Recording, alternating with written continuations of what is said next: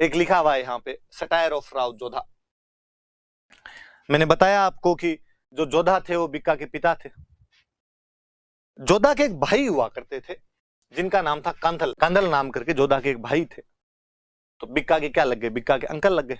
एक बिक्का का खुद का छोटा भाई और हुआ करता था, उनका नाम था बिद्दा। वास्तव में ये जोधा जी की एक सांखला रानी थे। उस नौरंगदे नाम की सांखला रानी के जोधा जी के दो बेटे थे। एक थे आपके बिक्का और एक थे बिद्दा।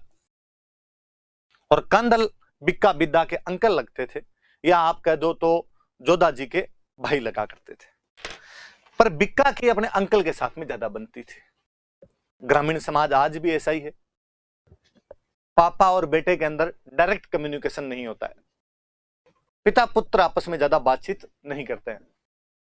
इवन गांव में तो वो तक देखने को मिलता है कि कोई व्यक्ति अपना छोटा बच्चा है तो उसको गोद में नहीं खिलाते, और कोई गोद में खिलाते हुए यूं मिल जाए तो आस पड़ोसी और मजाक उड़ा के चला जाए कि कोई अपने बच्चे को खुद गोद में लेके खिला रहा है तो क्या अच्छा तेरे गिगलो जाम्यो और रंग तो हुई गुनी।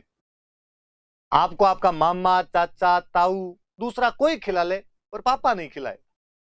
उल्टा कई बार तो ऐसा होता है कि बच्चा रो रहा है, पापा अकेले ही बैठे हैं वहां पास में, बाकी इधर उधर बिजी है, मम्मी कहीं काम कर रही है, कहीं पशुओं के बाड़े के अंदर है। अब उसको कौन उठाए? पर पापा नहीं उठाते, बुला के लाते हैं किसी को। पापा को लगता है उठाया और उस समय यदि किसी ने देख लिया तो लफड़ा हो जाएगा।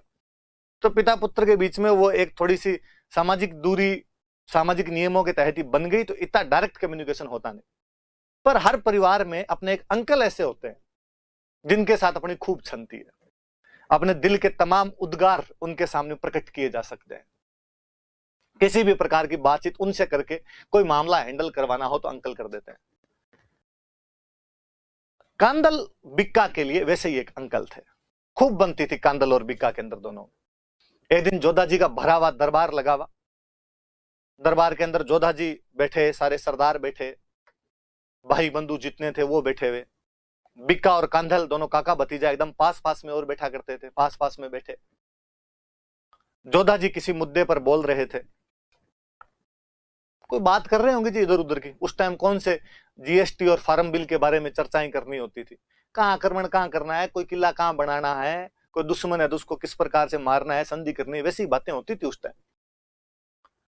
पर जोधा जी किसी भी सीरियस मैटर पर बोल रहे थे, बाकी सब ध्यान लगा के सुने क्या राजा जी बोल रहे हैं। कांदल और बिक्का दोनों अपनी बातचीत करे, कान में खुसर फुसर करे। कई बार होता है ऑफलाइन क्लासों में मैं देखता हूं कि भाई मैं पढ़ा रहा हूं, खूब अच्छी सी बात बता रहा हूं, पर दो लोगों का मन नहीं लगे आपस में मेरी बातों के अंदर, और वो आपस के अंदर चर्चा करने लग जाए, तो टीचर को कहना पड़ता है बात बंद करो भाई, इधर देखो। और राजा जी थे, राजा जी तो ऐसे भी कैसे कहे, उन्होंने एक दो बार तो उधर देखा, यार क्या पता मेरे देखने से इनको मालूम हो और ये इधर देख ले। जब उन्होंने नहीं देखा, अपनी खुसर फुसर में लगे रहे, तो बिक्का जी ने कह दिया कि काका भतीजा बात तो दोनों ऐसे कर रहे हैं जैसे नया गढ़ बनाएंगे। नया गढ़ बनाने के लिए कोई बड़ी प्लानिंग करनी पड़ती है और पूरा कंसंट्रेशन उस पर करना पड़ता है। और तब बाकी सारे लोग हंसे।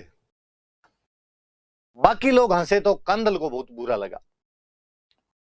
कांदल खड़े हुए, कांदल ने खड़े होकर कहा, राव जी, राव जोधा राव टाइटल लगाया करते थे, ये तो नहीं पता कि नया बनाएंगे कि नहीं बनाएंगे, पर आप वाले में तो नहीं रहेंगे। आपने जब इतनी बड़ी बात ही कह दी तो अब तो आशीर्वाद दो, अब कोई नया ही देखेंगे। कांदल ने बिक्का कहा, बिक्का खड़ा हो जा।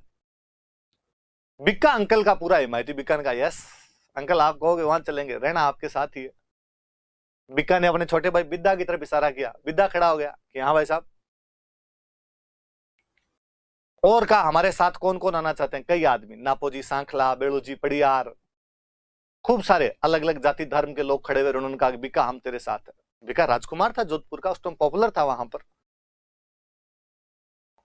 वहां से जोधपुर से निकल गए। जोधपुर से निकल के जाए कहां? मैंने आपको एक बार पहले बीच में बताया था कि ये जो जोधा कांधल ये जो सब थे, ये रणमल के बेटे थे। रणमल जिनको मेवाड़ में भारमली की सहायता से मार दिया गया था। और रणमल की धर्म बहन हुआ करते थे करणी माता। रणमल की धर्म बहन करणी माता है। तो जोधा और कांदल इनकी सबकी बुआ लग गई। बिक्का के तो पापा की बुआ हो गई। बाहर निकले का किधर चला जाए अपने। एक जब वो इतने लोग बाहर आए थे तो उनमें एक व्यक्ति था नापा सांखला।